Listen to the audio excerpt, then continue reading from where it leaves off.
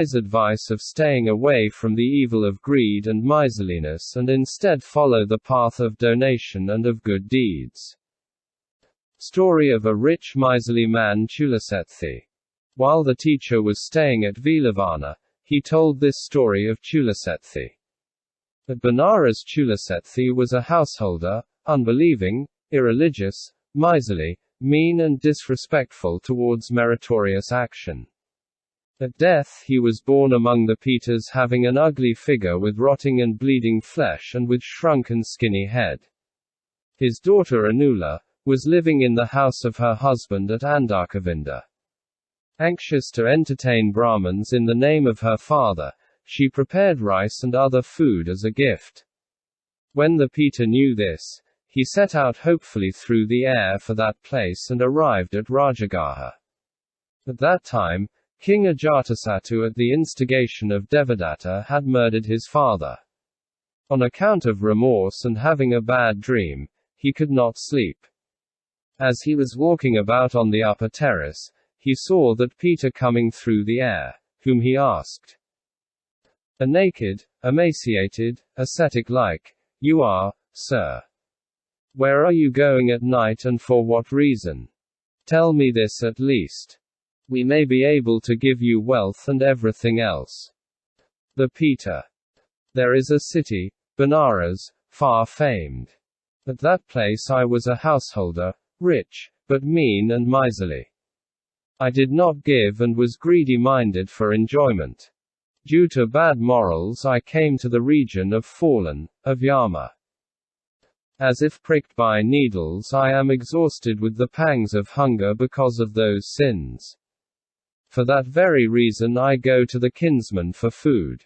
But those of unrighteous nature do not believe that the fruit of generosity comes to pass in the other world. My daughter talked to me. I will give a donation to the fathers and the grandfathers. The Brahmins talk to each other saying, I am going to Andakavinda to dine. To him the king said, after you have received it, then you should again come here quickly. I too will do to you honor. If you have any wish, tell it to me. We will hear for your cause and will do what can be done. Saying, so be it, he went. There many partook of food, but they were not worthy of the gift. Afterwards he came to Rajagaha a second time and appeared in the presence of the king. When the king saw the Peta coming to him, even for the second time he said, Now what shall I give? Tell me this, whether there is any means by which you may be satisfied for quite a while. The Peta. Serve Buddha and his Sangha, O king, with food, drinks and with robes to monks. Ascribe this gift to my benefit. In this way I shall be content for quite a while.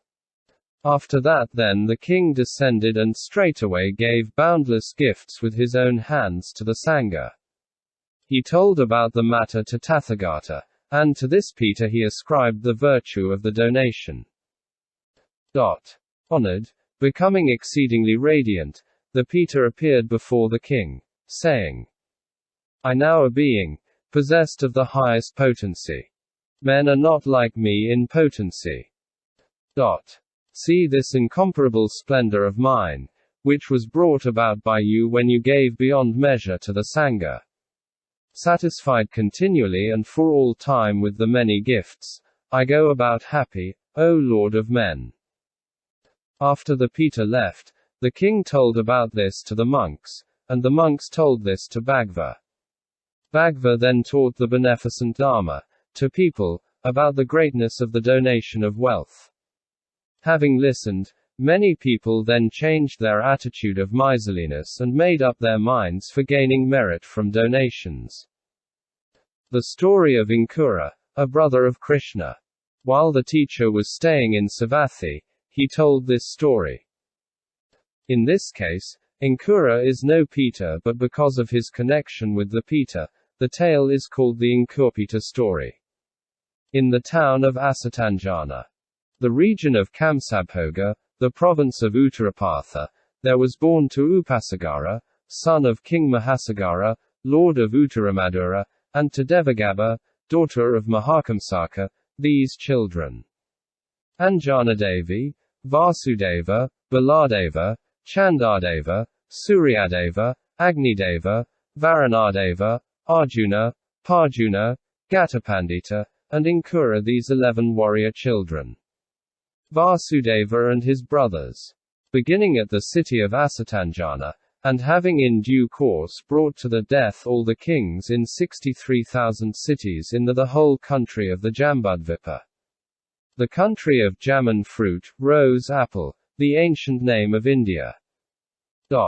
Stopped at Devaravati, where they made their abode. Then they divided the kingdom into 10 parts, but they had forgotten their sister Anjanadevi. When they remembered her, one remarked, "Let us make 11 divisions." Then the youngest of them all, Ankura, said, "Give my share to her. I shall make my living in business. You remit my taxes, each in his respective realm." They agreed, and after they had given his allotment to their sister, the 9 kings lived in Devaravati. Ankura, however, engaged in trade and constantly gave large donations. Now he had a slave, a keeper of his stores, who was interested in his welfare. Ankura gave to him in marriage a lady of good family. But the slave died young. Then Ankura gave same wages to the slave's son. When the boy became adult, there arose an opinion in the king's court that the slave was not a slave. When Anjanadevi heard about it, she used the example of a milch cow and freed him from the serfdom, saying, "A freed mother has nothing less than a freed son." But the shame drove the youth away, and he went to the city of Bhairava, where he married the daughter of a certain tailor and made his livelihood at the tailor's trade. At that time there was in the city of Bhairava a great guild leader, a sire, who gave large donations to recluses, Brahmins, tramps, wayfarers, beggars, and mendicants. That tailor, with joy and satisfaction of it, pointed out to those who did not know the place, the residence of the Asaya, with the words, "Let them go there and receive what is to be obtained." His deed is referred to in the Pali Canon. When he died, he was reborn as an earth deva in a desert region in a certain banyan tree, where his right hand was bestowing objects of pleasure and delight. Now in the same Bhairava city there was a certain man who was occupied with the largesse of Asaya. But since he was unbelieving, irreligious, heretical and disrespectful toward meritorious action, at death he was reborn as a Pita near the place of abode of the above Deva. What had been done by him is found in Pali. Now Asaya also died and attained companionship with Sakka, king of Devas in heaven of 33 crore angels. Then at a subsequent time Ankura placed his wares upon 500 wagons, while a certain Brahmin did likewise. The 2 men with the 1,000 carts entered upon a difficult desert road with 1,000 carts entered on a difficult desert road and lost their way. As they were wandering around in the same place, grass, water and food became exhausted. Ankura sent for his messengers to look for water. Then that Yaka, whose hand was bestowing objects of pleasure and delight, saw their predicament, and remembering the favor done by him in the previous life by Ankura, showed him the banyan tree in which he lived, thinking, "Here now, I must provide this man with help." Now this banyan tree was full of branches and thick foliage, gave dense shade and had thousands of shoots. It was a yojana in length, breadth and height. Upon seeing it, Ankura, pleased and delighted, had the camp set up under it. The Yaka stretched out his right hand and at once supplied the whole company with water. Then he gave each one of them whatever they wished. After these many folks had been provided with necessities according to their desire, and had rested from the journey, the Brahman merchant unwisely conceived this idea. Having gone from here to Cambodia in Sarak of wealth, What shall we accomplish? Let us in some way seize this same Yaka and place him upon a wagon. Then we shall go with him directly to our city. With this idea in mind, he told his project to Ankura. The object for which we are going to Cambodia with our goods is accomplished in meeting this Yaka who gave us all we want. Let us take this Yaka along. This Yaka taking his consent or by force, let us lift him upon the wagon and quickly go to Devaka city. Of the tree in which whose shade one happens to sit or lie down, not a branch of it should break. For he would be a betrayer of his friend, yea, an evildoer. In reply, the Brahmin maintained as a matter of common sense that the root of the matter is the removal of the humbug. Of the tree in whose shade one happens to sit or lie down, not a leaf of it should be injured. For he would be a betrayer of his friend, yes, an evildoer. The Brahmin. Of the tree in whose shade one happens to sit or lie down, that even together with its roots he may pull out, if such should be to our advantage. Ankura. In whose house one happens to abide even though for a single night, with whom one obtains food and drink, against him one should not meditate evil even with the mind. Gratitude is applauded by good men. In whose house one happens to stay even though for a single night and be served with food and drink, against him one should not even meditate wickedness with the mind. He whose hand commits no injury makes an end of treachery to friends. Whoever in time past was good in his deeds and later on sinfully commits an injury, then man, destitute of clean hands, will not see good fortune. Then that Brahman became silent. The Yaka, however, heard the two and being angry with the Brahman, said, "Let this wicked Brahman receive his due. Afterwards I shall understand." Then, in showing that he could not at all be overcome by any one, he said, "I would not be easily subdued by a deva or by a human being or by a king. A Yaka I am, endowed with highest potency. I can go to a great distance and am blessed with beauty and strength." Ankura. Your hand is entirely golden, dripping with honey, and streams of gifts are issuing from its 5 fingers. Various sweet juices are trickling from it. I believe that you are Purandada. Yaka. I am not a god or a Gandharva nor even Saka Purandada. Ankura, recognize me as a Peta, who has come here from Bhairava. Ankura. What was your character? How was your conduct in your previous existence in Bhairava? On account of what holy life of yours are good works being accomplished by your hands? Yaka. Formerly I was a tailor in Bhairava, living out a very miserable existence. I did not have the emans to give donations. Now my workshop was in the neighborhood of a sire, who was a follower of Dharma, a master in the practices of charity, doing good deeds and unassuming.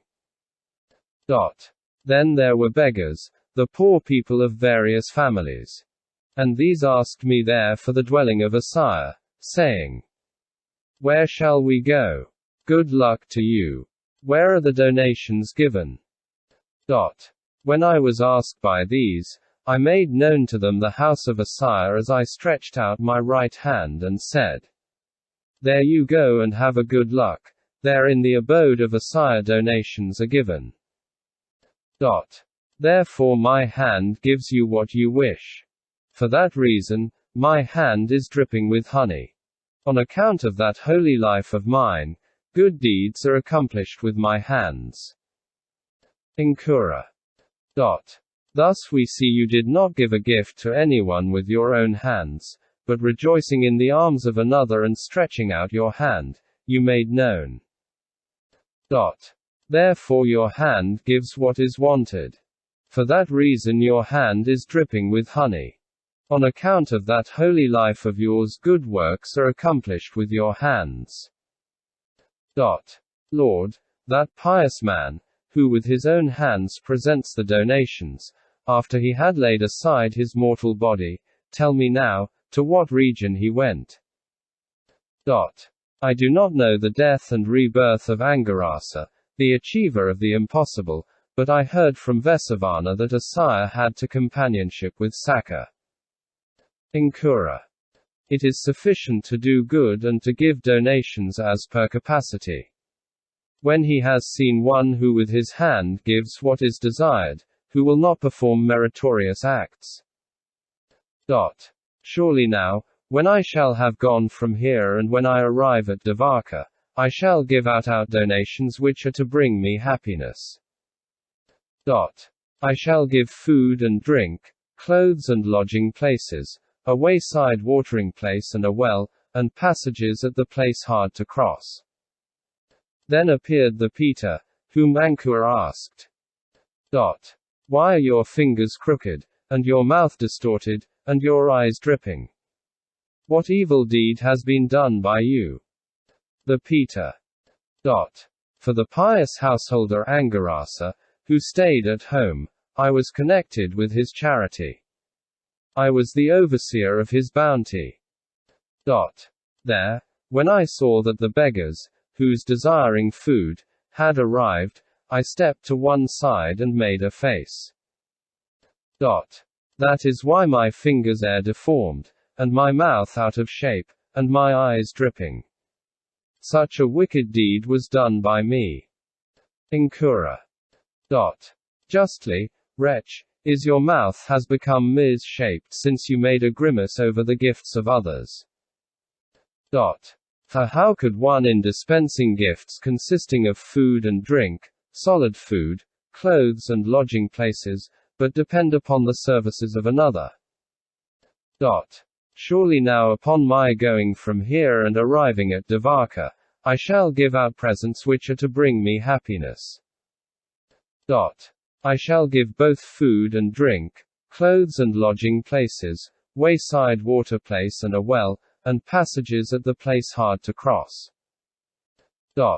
Then he turned back and arrived at Dvaka city. Ankura established such almsgiving as would bring him happiness. With a serene mind he gave food and drinks, clothes and lodging places, a wayside watering place and a well. Who is hungry, who is thirsty, who wants a clothing and lodging? Whose animals are weary? From this place they shall hitch them to the wagon. Who wants an umbrella and perfume? Who wants a wreath? Who wants sandals? Thus he shouted to barbers, to cooks, and to scent sellers continually both evening and morning, there in the abode of Ankura. Then follows a conversation between Ankura and Indaka, a young man, who was appointed over his charity. Ankura. The people thinks of me, Ankura sleeps well. Indaka, I sleep badly, since I do not see any beggars. The people thinks of me, Ankura sleeps well. Indaka, I sleep badly, since the wayfarers are so few in number. Indaka. If Saka, Lord of 33 should grant you a wish, in making your choice, for what in the whole world would you express a desire? Ankura. If Saka, the Lord of 33 should grant me a wish, I would ask that in the morning when I have arisen, at sunrise, there should be present angel-worthy sweetmeats and pious beggars. That, when I give, the virtue of my gift may not waste away, and after I have given, I may not feel regret. As I give, may I cause my heart to rejoice. Thus would I choose a wish from Saka. Thus Ankura made his desire known. In that place there was sitting a man by the name of Sanaka of good character. He wished to dissuade him from much over-giving and said, Do not give all your goods to others, but protect rather the gifts and wealth.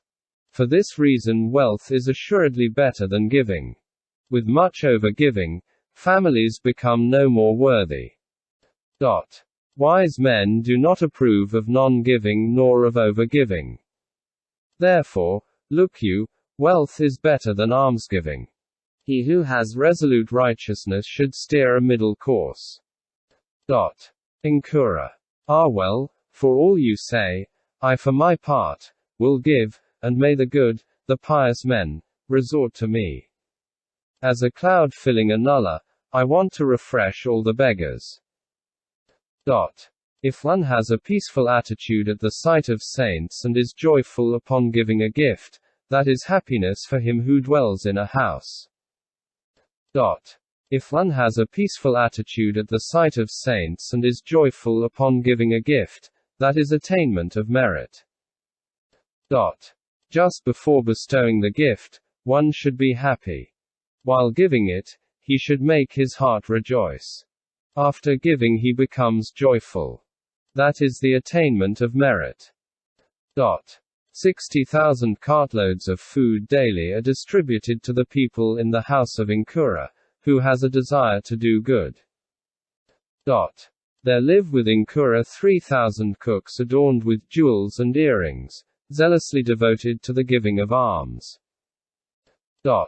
60,000 youths, wearing jewels and earrings, split the firewood at Ankura's extensive presentation of gifts. 16,000 women arrayed in all finery, spoon in hand, are attending at Ankura's great donation. Much he gave to many. Long time, this nobleman continued to give much with his own hand, again and again showing his care. Many months and fortnights and seasons and years, yes, for a long time, Ankura continued his great giving. So Ankura gave and offered alms for a long time. Then when he left his mortal body, he entered the heaven of 33. When thus he was reborn there and was enjoying angelic bliss. In the time of our Buddha, a young man by the name of Indaka with devotion in his mind sent a measure of food to the venerable elder monk Anuruddha, as the latter was going on his round for alms. When Indaka died and through the power of the good deed which became a field of merit, he was reborn among the heaven of 33. That is why it is said. To Anuruddha, Indaka gave ladles full of food. When he laid aside his body, he became admitted among the heaven of 33. In 10 points Indaka outshines Ankura, i.e. in appearance, in voice, in taste, in smell, and in delightful touch. In length of life, and in fame it is said, in complexion, in good fortune, and in lordship, Indaka outshines Ankura. Further. Once when in the heaven of 33 upon the stone Pandukambala, ornamental stone from which Sakka, Indra's throne is made. At the foot of the coral tree, Buddha was present there on a heavenly visit. While Devas, angels of 10 worlds had assembled there, they paid homage to the thoroughly enlightened one, who was staying at the top of the mount. No Deva angel outshines the enlightened one in appearance. Excelling all Devas angels, he alone is brilliant. At the same time Ankura was there, 12 yojanas from him. But Indaka was not far from the Buddha. Indaka outshone Ankura. As the Buddha saw Ankura and Indaka and making them become gift-worthy, he spoke these words. Great donation giving for a long time, Ankura you gave plenty. You are sitting too far away from me. Come near to me. Urged by him of the developed spirit, Ankura spoke as follows. What avails me that gift of mine? It was destitute of a person worthy of reward. Although, Indaka here, gave but a trifling gift, he outshines us as the moon does to the many of stars. Thus spoke the Buddha. Just as in a sterile, unproductive field, seed, though much be sown, does not yield abundant fruit nor pleases its owner, farmer. Even so, bountiful giving bestowed upon the wicked does not yield abundant fruit, result, nor delights the donor. And just as when scanty seed is sown in good ground, the harvest gladdens the farmer when there is plenty of rain. Even so, when donation is given to the righteous, the virtuous, a deed, though it may be slight, becomes merit with great return. With discrimination, the gift should be given, when that which is bestowed leads to great reward. If they give alms with due consideration, the donors go to heaven. One should seek an auspicious and very excellent gift for those who are worthy of favor. Here in the word of the living. Gifts to these are abundantly fruitful, as a seed sown in a fertile field. The story of Uttara's mother. After the passing away of the teacher, when the first great council was going on, the venerable elder monk Mahakakayana, with 12 monks, was in a certain forest lodge nearby Kosambi. To him came Uttara, son of and successor to King Adena's privy councillor, seeking, with woodworkers, timber for repairs. Then he was taught Dharma by the elder.